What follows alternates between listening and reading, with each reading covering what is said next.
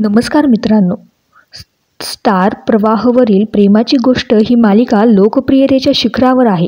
नुकताच या मालिकेमधून तेजश्री प्रधानने एक्झिट घेतलेली आहे. तेजश्रीने मालिका सोडल्यानंतर नुकताच तिच्याबद्दल एक मोठी बातमी समोर आलेली आहे.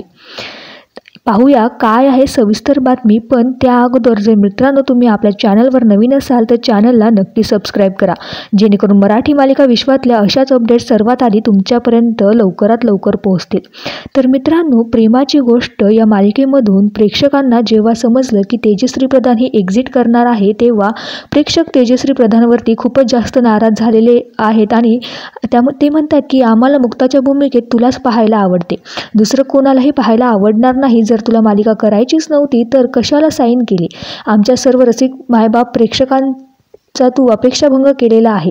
तसेच तुझ्या एक्झिटने मालिकेच्या TRP वरती मोठा परिणाम होईल याचा सुद्धा तू विचार केलेला नाही आहेस. यांसारख्या अनेक कमेंट्स करत प्रेक्षक तेजश्री प्रधान हिच्यावरती खूपच भडकलेले आहेत.